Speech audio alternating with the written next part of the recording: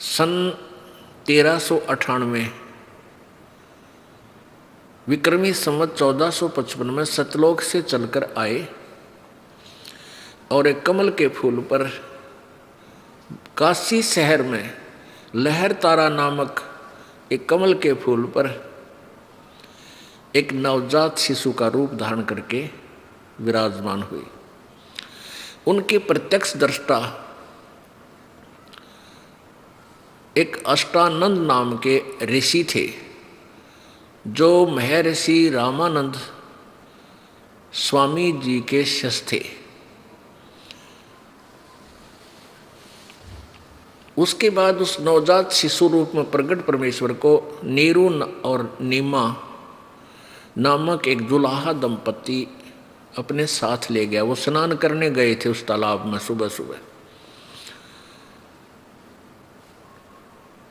ज्येष्ठ सुदी पूर्णमासी थी, विक्रमी संवत 1455 था।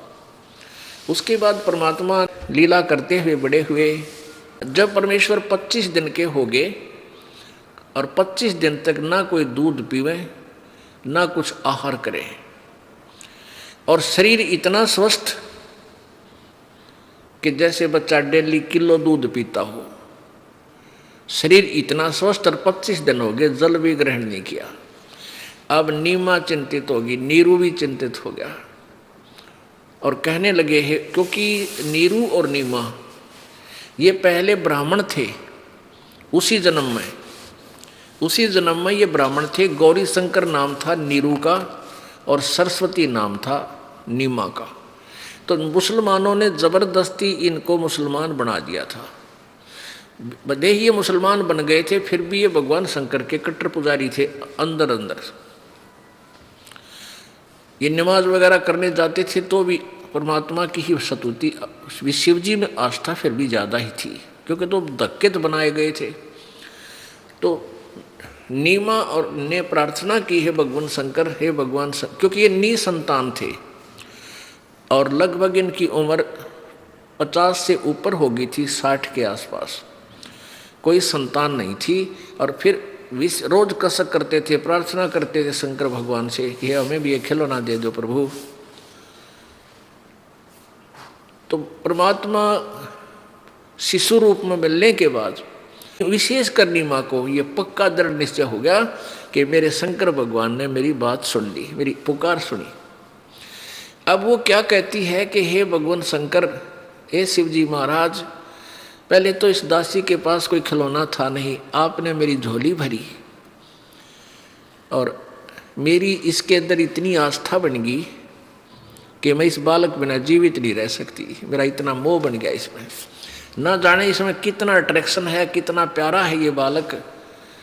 इसको मैं सीने से लगाती हूँ, मुझे अलग से आनंद आता है। अपने बेटे को दो सीने से लगाती हूँ। और अब ये मरेगा क्योंकि 25 दिन हो गए, इसने अन्न नहीं खा लिया, ना दूध पिया, जल तक भी नहीं अंदर गया इसके। ये भगवान, ये कभी भी मौत को प्राप्त हो सकता है।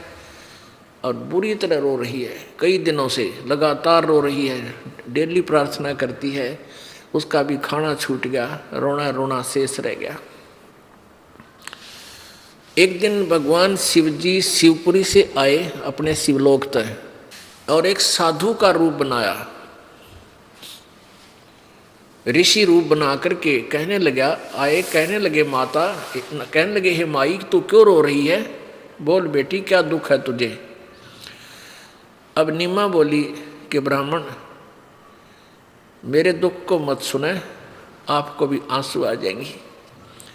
यूं कहकर फिर रोने लगी। भगवान शिव ऋषि रूप में विराजमान थे, कहने लगे माई, यूं कहते हैं अपने दुख को किसी को बता दे तो हल्का हो जाता है। आप बताओ, हो सकता है मैं कुछ आपका समाधान बता सकूं। तो रोते रोते बता रही है कि भगवान, कहने लगी ऋषि जी, पहले तो अभागिन के कोई संतान नहीं थी और एक दिन मैंने हृदय से अपने भगवान शिव जी से प्रार्थना की थी।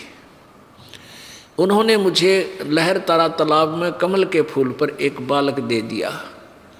ये बच्चा विराजमान है और उस दिन से आज तक 25 दिन का हो गया प्रभु।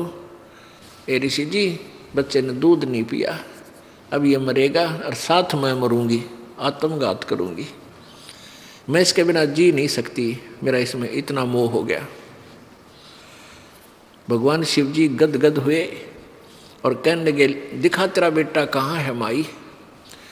अब वह माई लाई ठाक है बच्चे ने, और ऋषि जी के चरणों में डालना चाहा, इन चरणों में डाल दिया, जैसे अपनी तरफ से उसने ऐसे डाल दिया, तो वहाँ से वो बच्चा उठा और शिव जी के सिर के बराबर, यानी जैसे खड़े थे शिव जी भगवान वो ऋषि जी, उसके सिर के बराबर दूरी पे, 5 फुट दूरी पे आकाश में विराजमान हो गए, अपने आप बगैर किसी आलंब के। अब वो निम्मा तन्यो सोच रही, इस बाबा जी में करामात है, बेटे को इतना ऊंचा रख कर दिया। और वो लीला मालिक की थी कि वो शिव जी के चरणों में, क्योंकि वो उनके बच्चे हैं, और एकदम उनसे आकाश में वहाँ खड़े हो गए। तब भगवान शिव जी ने ऐसे किया और उनके हाथों में आ गए। हाथों में जब आए गोद में, तो शिव जी से परमात्मा ने कहा कि हे शिव जी, हे शिव भगवान, पहचान खुद मालिक थे, इनको कहो कि ये एक कंवारी गाय ले आवें और कंवारी गाय का दूध पीऊंगा, वो आप उसके कमर पे थपकी लगा देना, वह दूध दिया करेगी डेली। तो ऐसी कंवारी गायों का मैं दूध पीऊंगा जब तक मैं अन्न आहार करने योग्य नहीं होता। अब शिव जी भगवान के साथ ऐसे 7 बार चर्चा की, और माई ने सोचे 25 दिन का बालक बोला कैसे, तो वह नीमा ये समझ रही कि इस बाबा जी में करामात है, मेरा बेटा बुला दिया। चलो जैसे भी था, शिव जी ने कहा कि माई तेरा पति कहाँ है, उसने आवाज़ लगाई, नीरू भी आ गया। शिव जी ने कहा कि बच्चा जाओ एक कुंवारी गाय ले आओ और एक कुम्हार के घर से एक स्वच्छ पात्र ले आना, 4-5 किलो 4-5 लीटर दूध आ जाए, ऐसा 5-7 लीटर का एक घड़ा ले आना स्वच्छ। नीरू गया, एक कुंवारी बछिया ले आया, कुंवारी गाय, यानी कुंवारी गाय वो होती है जो कभी सांड के द्वारा कभी परेशान ना की गई हो और दूध पीना छोड़ दिया हो उसने, अर्थात 1.5 वर्ष के आसपास, 2 वर्ष के 1 वर्ष से लेकर 2 वर्ष के बीच की कुंवारी गाय होती है। नीरू गया, लेके आ गया सामान, गऊ भी ले आया। भगवान शिव जी ने उसके कमर पर थपकी मारी और कहा कि बर्तन नीचे लगा। वो लंबे लंबे सतन हो गए और गाय के सतन से दूध की धार बंध गई। वो पात्र भरते ही और अपने आप बंद होगी। आगे से शिव जी ने कहा कि तुम डेली इसको ऐसे ही प्रार्थना करना और ये दूध अपने आप जब चाहोगे तभी नीचे बैठ जाना और दूध दिया करेगी। तो वो बच्चे ने, कबीर परमात्मा ने दूध पिया, शिव जी भगवान चले गए। अब पुण्यात्माओं, ये कथा परमेश्वर कबीर जी की जीवनी में लिखी है और इसी का प्रमाण वेद दे रहे हैं कि वो परमात्मा जब शिशु रूप धारण करके आता है, बालक रूप धारण कर एक लीला करने आता है सतलोक से, तो कुंवारी गायों द्वारा उसकी परवरिश की लीला होती है। पुण्यात्माओं, ये गूढ़ रहस्य है अपने सदग्रंथों में, और जब हम अपने सदग्रंथों से परिचित होंगे तभी हम भगवान पहचानेंगे परमात्मा के लीला करता है यहाँ करके। अब देखिएगा ऋग्वेद मंडल नंबर 9 और सूक्त नंबर 1 मंत्र नंबर 9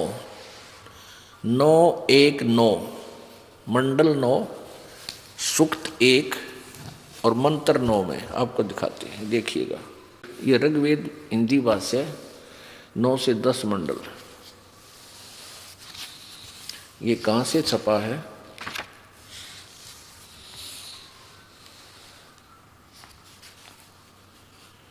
आर्य प्रकाशक सार्वदेशिक आर्य प्रतिनिधि सभा महर्षि सिद्धांत भवन रामलीला मैदान नई दिल्ली से।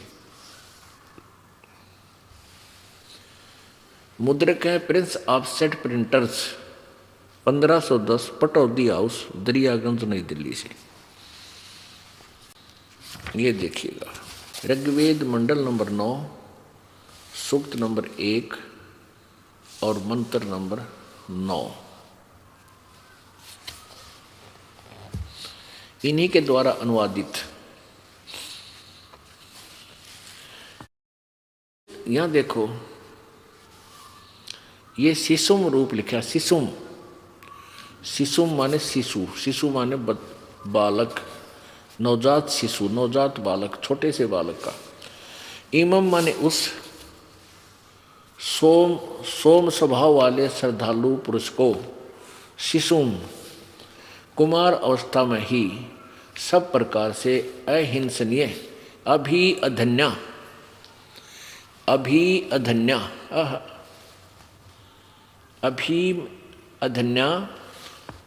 सब प्रकार से अहिंसनीय धेनव माने गौवें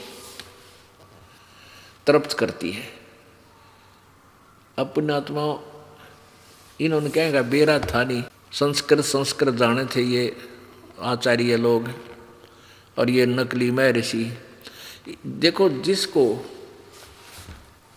रामायण की कथा का मौखिक ज्ञान नहीं और उस व्यक्ति को तुलसीदास जी कृत वो चौपाई वाली रामायण दे दी जावे और वो बेसिक हिंदी पढ़ रहा हो, उसको कोई सिर पैर नहीं, उसका अनुवाद नहीं कर सकता। पुण्यात्माओं, ये सृष्टि रचना रूपी रामायण जिसका याद है वो इन सदग्रंथों का अनुवाद आसानी से कर सकता है। इस दास ने संस्कृत सिर्फ 8वीं तक पढ़ी थी और 8वीं तक संस्कृत ऐसी हो है जैसे हिंदी भी ना ढंग से आओ, उसकी अक्षर भी ना पढ़ने आओ, 2-3 वर्ष पढ़ी जाती है। अर्थात कभी संस्कृत से हम परिचित नहीं, लेकिन ये क्योंकि हम तत्व ज्ञान से परिचित हैं और शब्दकोश हमारे पास है, उस और दो ये समझ लो चौपाई हैं, ये मंत्र हैं, जैसे कबीर जी के दोहे हैं। अब उन दोहों का अर्थ भी नहीं कर सकते ये बिना जिसको सृष्टि रचना का ज्ञान नहीं। कबीर जी के सुख संवेद को तो कद्दे भी अनुवाद नहीं कर सकते, वो तो हिंदी में ही वर्णित है। तो इन्होंने को पता तो था ही नहीं। इसका अर्थ है कि वो पूर्ण परमात्मा जब शिशु रूप धार कर लीला करने आता है तो उस समय उस परमेश्वर की परवरिश की लीला कुंवारी गायें द्वारा होती है, कुंवारी गौओं द्वारा होती है। ओए होए, फिर देखिएगा ऋग्वेद मंडल नंबर 9 सूक्त नंबर 1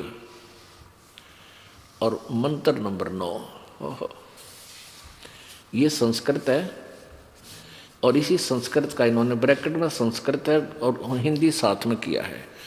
उससे सोमम माने इमम माने उस, सोमम माने अमर पुरुष। इन्होंने श्रद्धालु पुरुष लिख दिया। इसमें श्रद्धालु का क्या झगड़ा रह गया, महिमा भगवान की ये किरा किड़ंगाड़ा दे।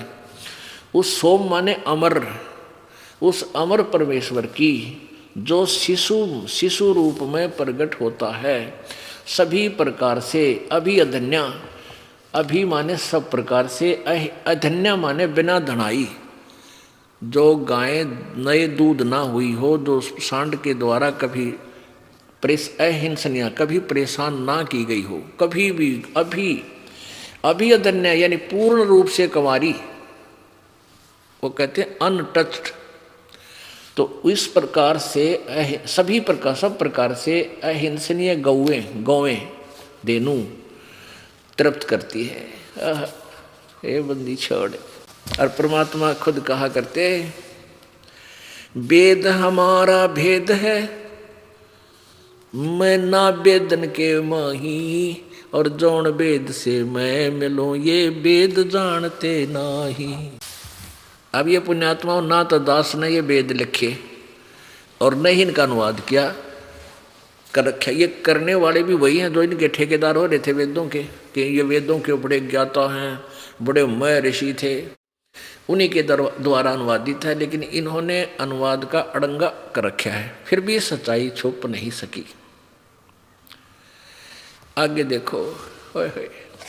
मंडल नंबर 9, इसके सूक्त नंबर 1 मंत्र नंबर 9 पढ़ लिया। अब 10 देखो, इसमें क्या कहा है। इंद्र है, कहते विज्ञानी पुरुष इसी भाव से संपूर्ण अज्ञानों को नाश करता है और इसी श्रद्धा के भाव से सूरवीर अपनी वीरता के मद में मस्त होकर ऐश्वर्यों को प्राप्त होता है। इसका अर्थ तो कुछ और बना फिर इन्हीं के अनुसार कि वो जो परमात्मा बालक रूप धारण करके आता है, धीरे धीरे बड़ा होता है, कुंवारी गायों के द्वारा उसकी तृप्ति यानी परवरिश होती है, तो वो विज्ञानी पुरुष, वो विद्वान पुरुष, तत्वदर्शी संत रूप में इसी भाव से संपूर्ण अज्ञानों को नाश करता है। वो आकर सब अज्ञान को हटाता है, तत्व ज्ञान प्रचार करता है। अब मंडल नंबर 9 सूक्त नंबर 2 और मंत्र नंबर 1 में सोम, हे सोम स्वभाव और देववी दिव्य गुण युक्त परमात्मन, आप हमें पवित्र करें, और हे ऐश्वर्य युक्त परमात्मन, आप ऐश्वर्य प्राप्त कराएं, यानी हमें यहाँ सुख दें। हे आनंद वर्षक, आप शीघ्र ही हमारे हृदय में प्रवेश करें और पवित्र करें तथा अवश्य रक्षा करें। इसका अर्थ है, हे अमर परमात्मा, आप अलौकिक शक्ति युक्त हैं, अमर परमात्मा सोम, और आप हमारी रक्षा भी करें और हमें यहाँ जब तक इस काल के लोक में रहें हमें कुछ सहारा दो दाता। फिर 2 में कहा है कि सब कामनाओं के पूर्ण करने वाले, सकल मनोरथ साहेब पूर्ण,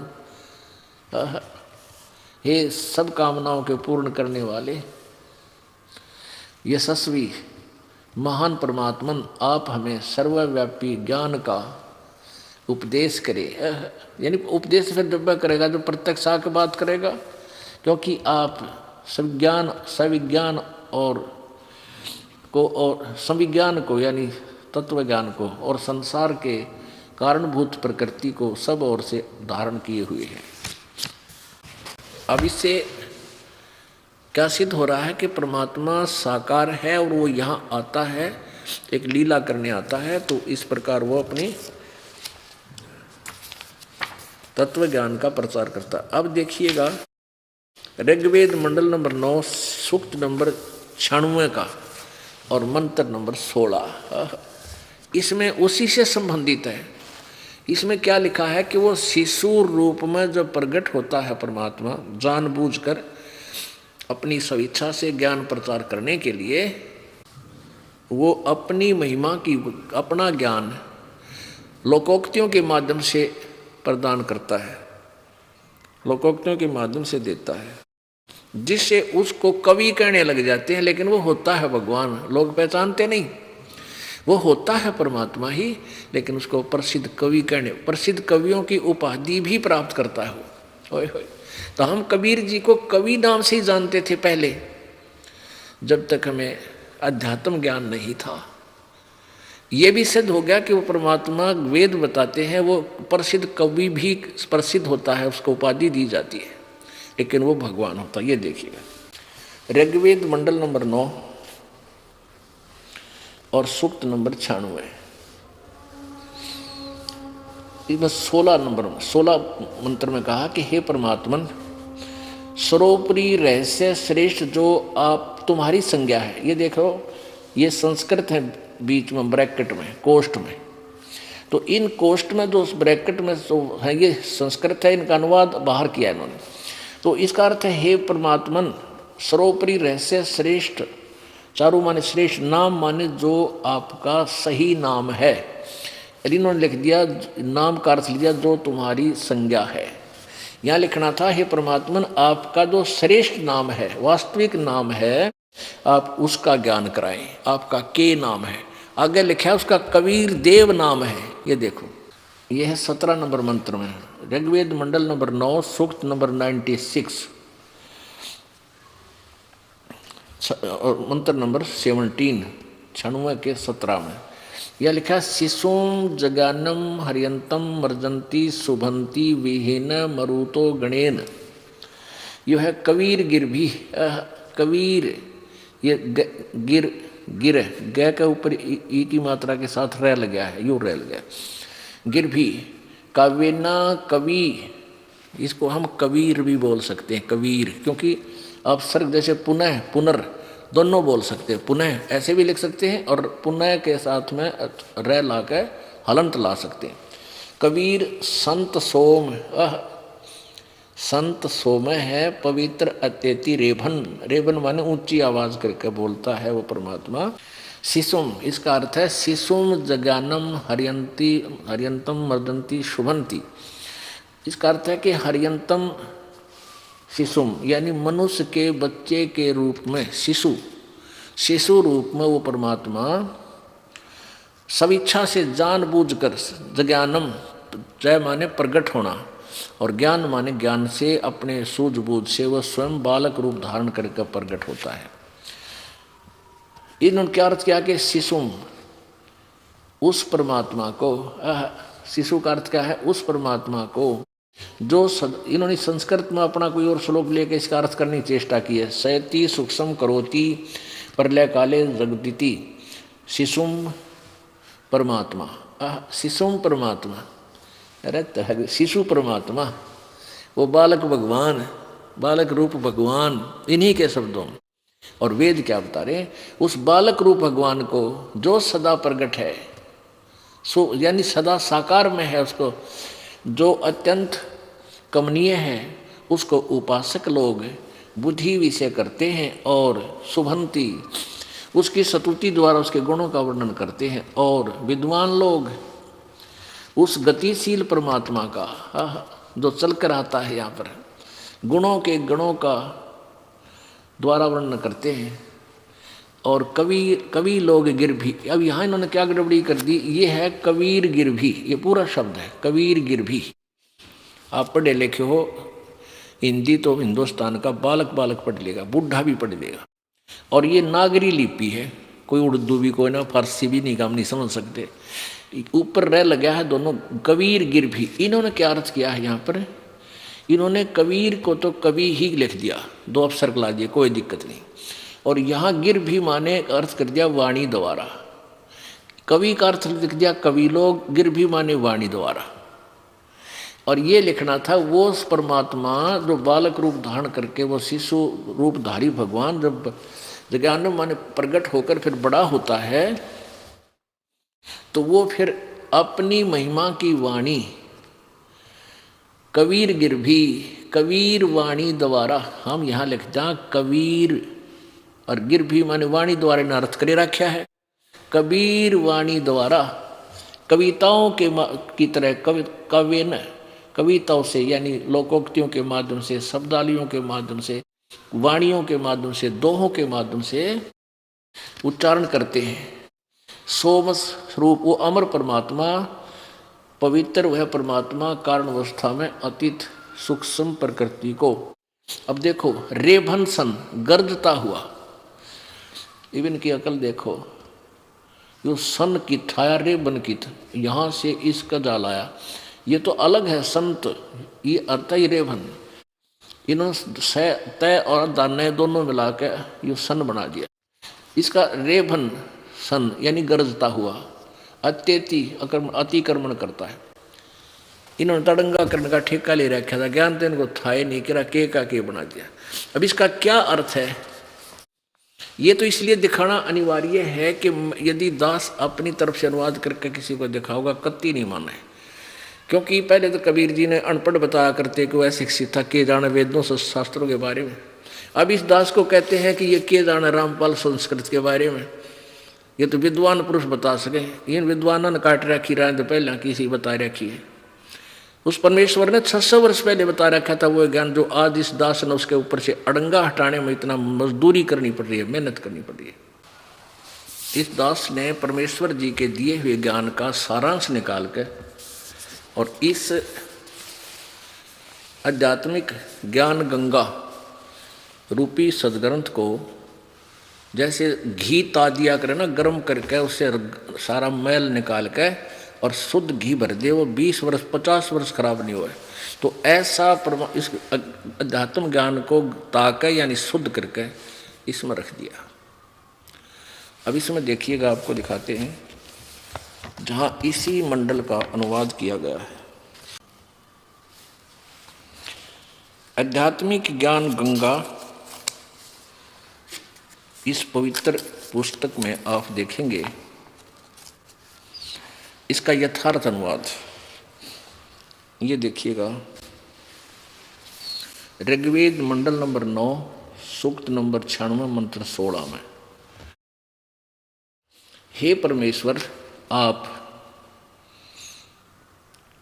सब आयुध अपने तत्व ज्ञान रूपी शस्त्र से युक्त हैं।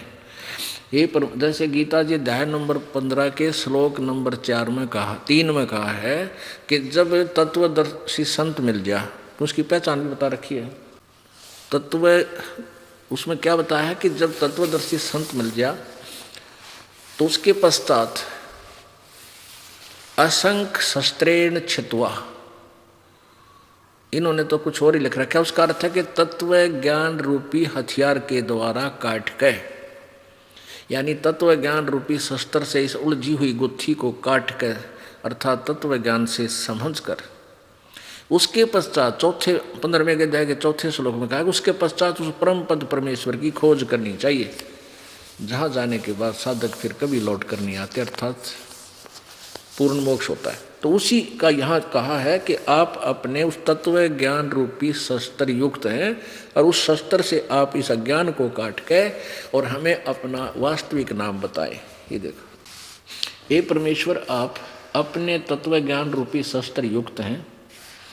सब आयुध है, आयुध माने शस्त्र, हथियार।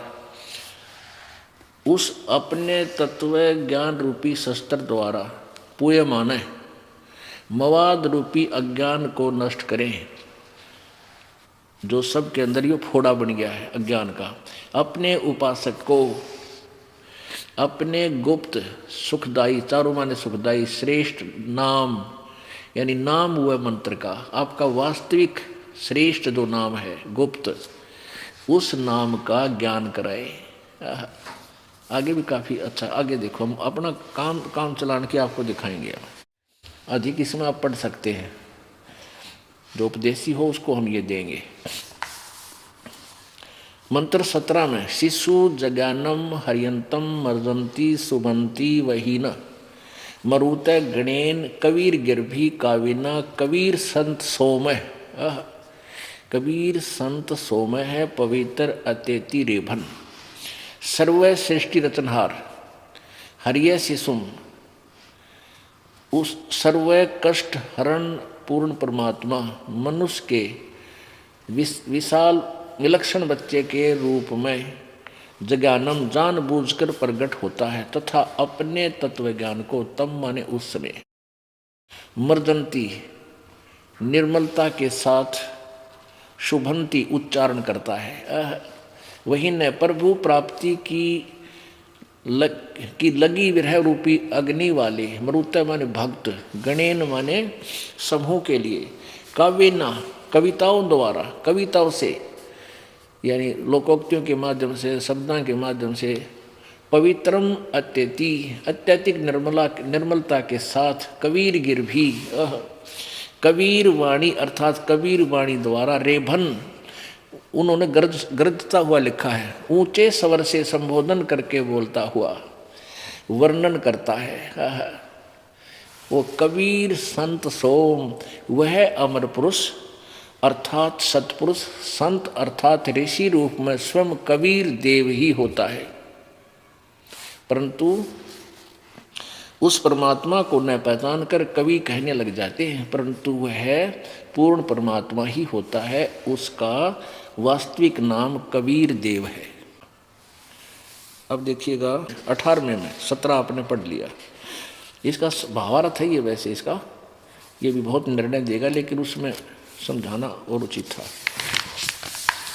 18वां ऋग्वेद मंडल नंबर 9 सूक्त नंबर 9 का मंडल नंबर 9 सूक्त 96 मंत्र 18 में, ऋषि मना, संस्कृत देखिए, ऋषि मना ये ऋषि कर्थ सर्वसे सैंसणिथा, सैंसर अणिथ पदवी कवि नाम तृतीयम धाम महिष शिष्या संत सोम विराजमानु राजती सतुप। इसका अर्थ है वेद बोलने वाला ब्रह्म कह रहा है कि जो पूर्ण परमात्मा विलक्षण बच्चे के रूप में आकर कवि नाम प्रसिद्ध कवियों की पदवी, यह संस्कृत है, उस मूल संस्कृत में पदवी ये लिखा पदवी, इसका अर्थ है उस कवि नाम पदवी प्रसिद्ध कवियों की पदवी उपाधि प्राप्त करके अर्थात संत या ऋषि की भूमिका करता है उस ऋषिकृत, यह संस्कृत में ये ऋषि मना ये ऋषिकृत, उस ऋषिकृत अर्थात संत रूप में प्रकट हुए प्रभु द्वारा रची सहस्र अणिथ हजारों वाणी, ऋषि मना संत स्वभाव वाले व्यक्तियों अर्थात भक्तों के लिए, उनके अनुयायियों के लिए सर्वसा स्वर्ग के तुल्य आनंददायक होती है, अर्थात बहुत ही अच्छी लगती है। सोम वह अमर पुरुष अर्थात सतपुरुष, तृतीय तीसरे धाम, धाम माने धाम, ये देखो तुर्यम माने तृतीयम माने तीसरा, धाम माने लोक में रहता है। तृतीया माने तीसरे, धाम माने मुक्ति लोक अर्थात सतलोक की, महिष माने सुदृढ़ पृथ्वी को, सतलोक की पृथ्वी को, शिष्या माने स्थापित करके यानी सतलोक की रचना करके, पश्चात अनु माने पश्चात, संत मानव सदृश संत रूप में, सतुप गुम्मद अर्थात गुम्मज में ऊंचे टीले रूपी सिंहासन पर, विराजमानु राजती उज्ज्वल सथूल आकार में अर्थात मानव सदृश तेजो में शरीर में विराजमान है। ओह बताओ भाई, वेदों ने क्या कच्चा छोड़ रखा है। परमात्मा कहते वेद मेरा भेद है, पर मैं ना वेदन के माही और जौन वेद से मैं मिलूँ, ये वेद जानते नहीं, क्योंकि उसके पाने की विधि नहीं है चारों वेदों। अब इन्हीं के द्वारा देखा, अब देखो ये वेदों के बताने वाले, वेदों के ठेकेदार ये महर्षि दानंद जैसे सत्यार प्रकाश में लिखा कि परमात्मा निराकार है, वो किसी एक लोक धाम में कितना नहीं रहता, एक देशीय नहीं है, वो तो सर्वव्यापक है। और वेदों को सत्य मानते हैं, और वेद कह रहे हो तो एक देशीय है, एक स्थान पर रहता है सतलोक में, वो तीसरे धाम में रहता है। देखो ये क्या बताना चाहते हैं, इन्हीं का अनुवाद देखिए।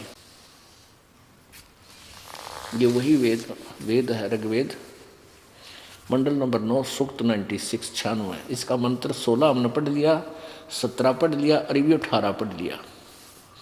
ऋषि मना ये ऋषि कर सौरसा सहस्रणिथा पदवी कवि नाम तृतीयम धाम महिष्य संत सोम शिष्या संत सोम विराजमानु राजती सतुप। सतुप का अर्थ होता गुम्बज में। यहाँ देखिएगा अनुवाद है इन्हीं का। सोम स्वरूप परमात्मा यानी अमर परमात्मा पालन की इच्छा करता हुआ महिष जो महान वह परमात्मा तृतीयम धाम। अब इसका तृतीयम माने तीसरा, धाम माने लोक, यानी तीसरे। यहाँ पहला एक लोक एक धाम तो ये काल का, दूसरा धाम ये ब्रह्म पर ब्रह्म का, और तीसरा पूर्ण ब्रह्म का उस सतलोक में। तो तीसरे धाम इन्होंने देवान और पितरान ये तो अपनी तरफ से लिखा है, इन दोनों से पृथक तीसरा जो मुक्ति धाम है उसमें विराजमान है, ये लिखना था। इन्होंने ज्ञान योगी और लिख दिया इसमें अपनी तरफ से। ये ज्ञान योगी का जिक्र थोड़ा भगवान के लिए महिमा है, उसको प्रकाश करने वाला है अनुराजती। अपने आत्माओं इन्होंने तो कोई ज्ञान तो था ही नहीं, और परमात्मा कहते हैं निरंजन धन तेरा दरबार, निरंजन धन तेरा दरबार, जहाँ पर तनिक ना न्याय विचार, जहाँ पर तनिक ना न्याय विचार। भाई वैश्या उड़े मुल मुल खासा, गल मोतियों के आरे। वैश्या उड़े मुल मुल खासा, गल मोतियों के आर। पतिव्रता को मिले न खादी वो सूखा नरस आहार निरंजन, धन तेरा दरबार निरंजन, धन तेरा दरबार। पाखंडी की पूजा जग में संत को कहें लबाड़े, पाखंडी की पूजा जग में संत को कहें लबाड़े। अज्ञानी को परम विवेक की और ज्ञानी को मूड गंवार निरंजन, धन तेरा दरबार निरंजन, धन तेरा दरबार, जहाँ पर तनिक न न्याय विचार। कह कबीर सुनो भाई साधो, या सब उल्टा व्यवहार। कह कबीर सुनो भाई साधो, या सब उल्टा व्यवहार। ये सच्चों को तो झूठा बतावे, इन झूठों का एतबार निरंजन, धन तेरा दरबार निरंजन, जहाँ पर तनिक न न्याय विचार, जहाँ पर निरंजन, धन तेरा दरबार। भाई कह कबीर सुनो भाई साधो, यहाँ सब उल्टा व्यवहार। कह कबीर सुनो भाई साधो, यहाँ सब उल्टा व्यवहार। सच्चों को तो ये झूठा बताओ, इन झूठों का एतबार निरंजन, धन तेरा दरबार निरंजन, धन तेरा दरबार। परमात्मा कहते तेरा काल तने जुल्म कर रखे, निकम्मे अड़ सारे उल्टे काम। एक निकम्मी लड़की दुष्कर्म से ना जाने कितना धन कमा कर मौज मारती है अपने आप में, और एक जो पति भरता है, जो नेक बेटी है, उसको तो समय पर टूक भी नहीं प्रदान करने देता, क्योंकि यूँ चाह है कि ये सभी अपराधी बन जा और अपराधी बनकर मेरी कैद में ही पड़े रहे, बाहर ना जाऊं। और ये नकली संत भेज कर इतने जुल्म करा दिया। परमात्मा ये ज्ञान दिया करता तो दास आज उन्हीं की महिमा, उन्हीं की बताई हुई बता रहा है। लेकिन उस समय ये अज्ञानी ऋषि ब्राह्मण गुरु नो कहा करते कबीर तो झूठा है, कपटी है, हमारे वेद शास्त्रों की निंदा करता है, अपने आप को भगवान बताता है, ब्रह्मा विष्णु महेश को नासवान बताता है, इसको मारो डले, इसको मार दो, फूक दो, फक भगा दो। परमात्मा कहा करते निरंजन, धन तेरा दरबार। अरे काल धन है तेरा ये 21 ब्रह्मांड का राजपाट, ये तेरा न्याय है यहाँ पर, जहाँ तनिक नहीं न्याय विचार। इन पाखंडिया की पूजा जग में, ओहो, इनके तो मंडलेश्वर महेश्वर पता नहीं के नाम दे रखे हैं, और बड़ी दुनिया इनके पीछे ला रखी, क्योंकि काल मन है और मन ही प्रेरित करके इनको वहाँ ले जाता है उनके पास। तो बड़ा संत है, बड़े ऋषि है, और कहते हैं पाखंडी की पूजा जग में संत ने कहें लबाड़, और इन अज्ञानिया ने तो मैं ऋषि कहें। और परमात्मा कहते हैं और मुझे नो कहीं लबाड़ है, दो मुँह माँ हुआ कह रहा है। ब्रह्मा विष्णु महेश को नासवान बता रहा है, इसलिए मुझे लबाड़ बोल रहे हैं, कि बकवाद करे।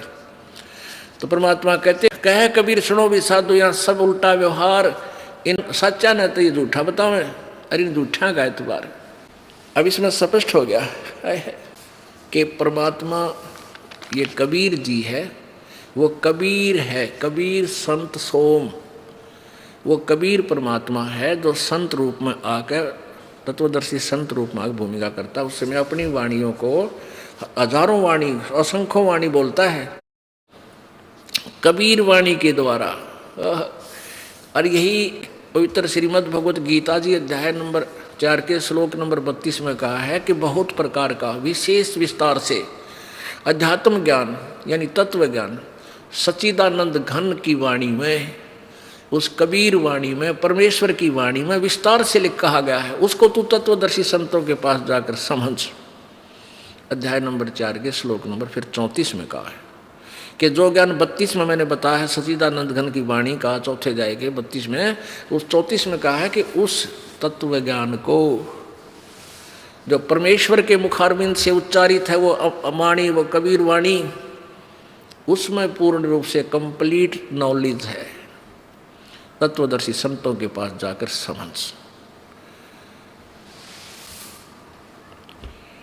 अब परमात्मा कबीर जी जब 2.5 वर्ष के हुए तो कबीर परमेश्वर जी ने क्या किया, क्योंकि आज हम जो कबीर पंथी बने हुए हैं, कबीर पंथी हिंदुस्तान में कम से कम बताता हूँ आपको 4 करोड़ हैं, ज़्यादा हों तो भी शायद हो सकते हैं। और 4 करोड़ के 4 करोड़ मिसगाइडेड हैं, जो अपने आप को कबीर साहब को मानते हैं कि हम कबीर पंथी हैं। जैसे ये पारख वाले हैं, पारखी बोलते हैं अपने आप के, वो तो कबीर पंथ में कीड़ा है, वो तो इसके नाशक हैं, और वो भी अपने आप को कबीर पंथी कहते हैं। और उल्टा ज्ञान सारा, वो कहते हैं जीव ही ब्रह्म है। अरे ये तो शंकराचार्य पहले न कह के चले गए, तो 1500 वर्ष पहले जीव ही ब्रह्म है। अगर जीव ब्रह्म है तो फिर भक्ति किसकी कर रहे हो, मेडिटेशन किस लिए कर रहे हो तुम, उसको खोजने के लिए। किसको खोज रहे हो, तू ही भगवान है, फिर ढूंढ किस न रहा, दिखा है सो दूसर होई। अगर तू देखना चाहता है तो कोई और है, वो तू नहीं है। और उनके पीछे भी दुनिया लाग रही है, पता नहीं कितनी बोली आत्मा, महाराज जी, क्योंकि हम हैं भगवान के इच्छुक, हमने परमात्मा चाहिए। आत्मा परमात्मा बिना रुक नहीं सकती। और ये वेशभूषा विशेष सी बनाकर कबीर साहब जैसी कोई भी खड़ा हो जाए, भोली आत्मा उसके पीछे पीछे बोले ओह महाराज जी आगे, महाराज जी आगे। अब उन्होंने ये नहीं पता कि महाराज जी कोई ना, क्योंकि कौन से तराजू में तोला नहीं महाराज जी कोई ना। अभी दास ने तराजू दे दिया और वट्टे दे दिए साथ, ये वेदों और शास्त्रों और महापुरुषों के वाणी। अब इस तो तोलांगे नहीं, महाराज जी है ताजा भाई, लत ने तोल के देखा, तेरी पैमाइश कर दिया 2 मिनट में, तू कितना ज्ञानी है, तू कौन सा नाम देता है, तेरा कौन भगवान है, कैसा प्रभु है तेरा। तो सभी निराकार बताते हैं। और नाम भी ये 3 मंत्र का कोई नहीं देता। हाँ, और नाम 3 बना कर देते हैं, जैसे धन धन सतगुरु वाले देते हैं, अकाल मूर्त सर्वस्वरूपी राम सतपुरुष। अरे तेरा गजो, ये कोई नाम होया। अब सतपुरुष तो अविनाशी परमात्मा है, और अकाल मूर्त भी अविनाशी परमात्मा, जिस मूर्ति का नाश ना हो, साकार भगवान का। और सतपुरुष माने भी अविनाशी भगवान, पुरुष माने परमात्मा, सत माने अविनाशी। सतपुरुष अकाल मूर्त सब स्वरूपी राम, सतपुरुष अकाल मूर्त सब स्वरूपी राम, नो बांटे जा। अब वो तो हमने ढूंढना है, खोजना है। ये पानी कहो, जल कहो, नीर कहो, वो खोजने की विधि नहीं आ रही है। हैंडपंप लगाना पड़ेगा, वो इंस्ट्रूमेंट अलग है। और वो हैंडपंप लगाने के लिए बोकी मारनी पड़ेगी, वो सत नाम और सार नाम की ये बोकी और ये हैंडपंप नारा लाना पड़ेगा, तब वो अकाल मूर्त सब स्वरूपी राम और सतपुरुष प्राप्त होगा। ना इसके कहने तो पानी प्राप्त ना हो जब तक हैंडपंप नहीं लावांगे। और जो राधा स्वामी वाले पंथ के नाम देते हैं वो 5 नाम है, रंकार, ओंकार, ज्योति, निरंजन, ये तीनों नाम काल के। और सोहम और सतनाम। अरे वाह, कहीं की ईंट और कहीं का रोड़ा। यहां सतनाम नहीं है, यहां शक्ति शब्द है। परमात्मा ने बताया है कि ये 500 नाम, कबीर जी ने बताया, 500 नाम काल ने अपने मुख से सबसे पहले उच्चारण किया था, लोगों, इन भोली आत्माओं को भ्रमित करने के लिए। ये कोई सा भी मंत्र जाप करने का नहीं है। और इनके अभ्यास से इनको एक एक सिद्धि की प्राप्ति होती है और वो काल के लोक में ही रह जाते हैं। ये मोक्षदायक नहीं है। जब परमात्मा 5 वर्ष के हुए, 5 वर्ष के, तो बड़े बड़े विद्वानों के छक्के छुड़ा दिए। जो भी कहीं चर्चा करता था जाते मुंह बंद कर देता थे परमात्मा कि तू गलत बोल रहा है। कोई कहता परमात्मा निराकार है, परमेश्वर कहते थे नहीं, वेदों में पढ़ कर देख भगवान साकार है। तो मानते नहीं थे, देख भी लेते थे। अब परमात्मा ये चाहते थे, अब जैसे कबीर पंथी है, अब ये क्या कहते हैं कि भाई कबीर जी कंठी दिया करते, एक माला गले में होनी चाहिए, और जिसके माला नहीं है भैया वो कौन सा, वो कबीर पंथी है ही नहीं। अरे कमाल के आदमी,